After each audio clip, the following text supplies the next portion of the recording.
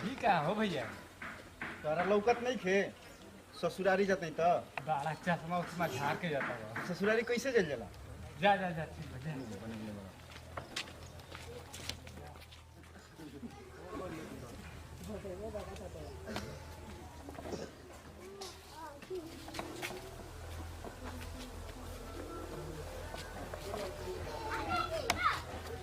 के बाजी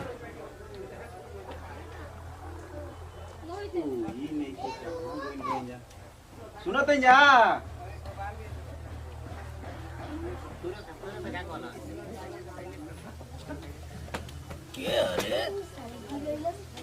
अरे बच्चा जी बाहुन जी खुश रहे का हाल चल है जी। हाल चल ठीक है बाजी और कुल हाल चल कहीं बची है के बचियो राउ ठीक है भैया कहाँ गई रानी है अरे मारे ने कुल अलुआ के जोरा चढ़ा कावती जी पानी वानी पियनी है जी अभी तुरंत होते बनी और या ना नकी पतो आ क्या बाजी का करतो घरवा में मारे पाहुन आइल बनी पानी वानी देला ही के था ठीक बा लावत है लावा जल्दी लावा पिया वही के कजे पाऊ बोली कने नतिया कैसन है जी एकदम बढ़िया बाजी मार पूछत रहेला न का होता हो का हाल चल मोबाइल में मार लावा दो दही के अब सब ठीक है ना जी और सब ठीक है बाजी अपने सब सुनाई जा मनियो के सब ठीक है बा के न तो कोई नहीं जी अरे गए ले रे मार करवा दिया रात है गरी रे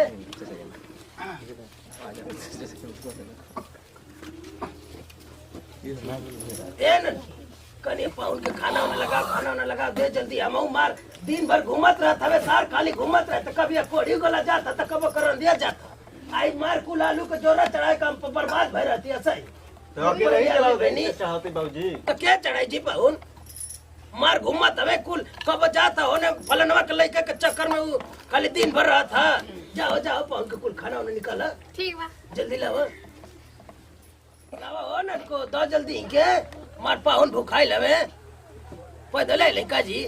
हाँ जी पैदल आइले नहीं क्या करी आता मार को लावा है जी मार बोर हो का करते घरवा में रे आई जी पौना यार आई था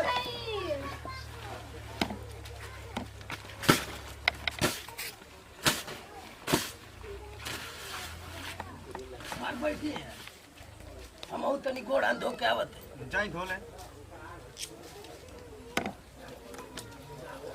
मार दिन भर सार घूमत हवे कबो वो कोड़ी गोला जात हवे कबो मार करवा दिया जात हवे मार ओकर लइका के चक्कर में बिगड़ गए एकदम ही थी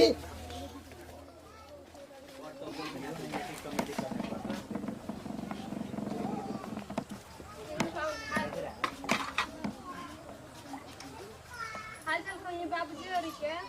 सब कोई के हालचाल ठीक है बाजी मजली की छोटकी भी थोड़ा तबीयत खराब हो गया है दीदी कैसन बारी एकदम बढ़िया दी एकदम बढ़िया काहे न लिया के लिए अरे पैदल चल के आए तो कहाँ लिया नहीं का जे लिया कर तो घूम ले ले ई का जी 12 पाहु अरे बड़ा नीक लगता जी हमहू जाइब तो बनवाई वैसन और हाल चाल सुनाई एकदम समझ ली कि सब कुछ बढ़िया बा अरे नहीं जी बहुत काम बा हमरा आज जाए के बाद सही समाचार खातिर आगू रहनी कि कहत रहे रोज के जाई ना कुछ समाचार ले ले तो रउआ के बिना कई जाई नहीं धड़ी पैदल होने वो ना आई भैया अब जनते भाई लड़कोर आदमी भैया काहे न बबोरी के लिया ले अब पैदल हाथे गोड़े कैसे छोटा लड़का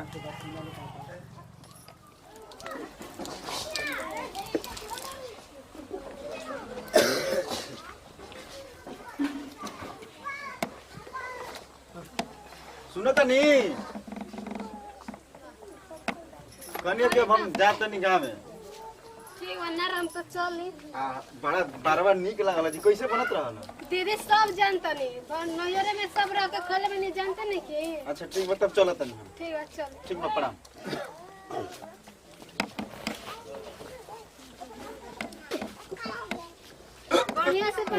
तो फोन करा 12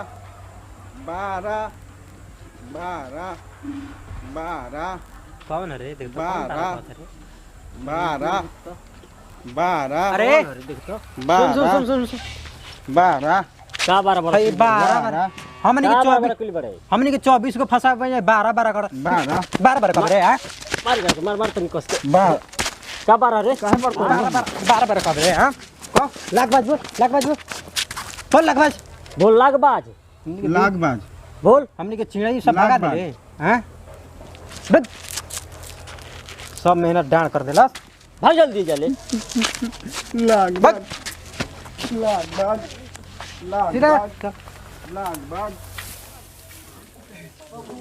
का कहले भाई रे रंडी तनिया तो बाहरी निकलता निकल का कहले बाड़ी की हो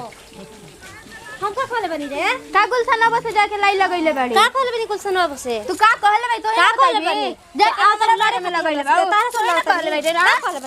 बाड़ी ये बोल ना कहले चल लड़े लागबाज रे लगबाज तो अंजनी के कुछ नहीं कहते बहनी हां काहे मरतौ जा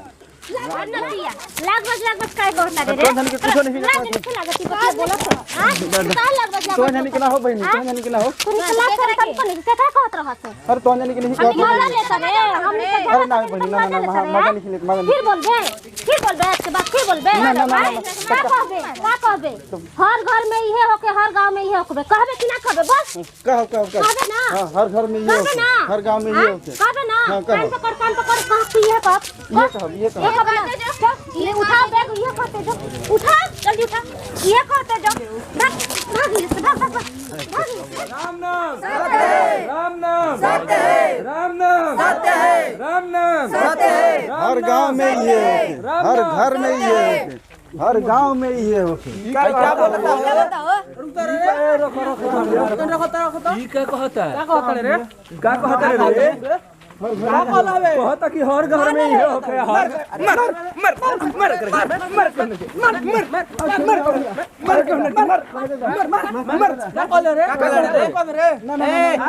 कहता हर गांव में ये होके हर घर में ये होके का कर रे बता कह रहलो माफ करो भैया आई तोर तन चश्मा बना कुल निकाल के फेंक दे माफ करो भैया माफ करो तू कहत ले कबेले हर गांव में ये होके हर घर में ये हीरोइन होके। छी अरे काय भाग भाग जल्दी भाग जल्दी भाग भाग भाग भाग भाग भाग जल्दी भाग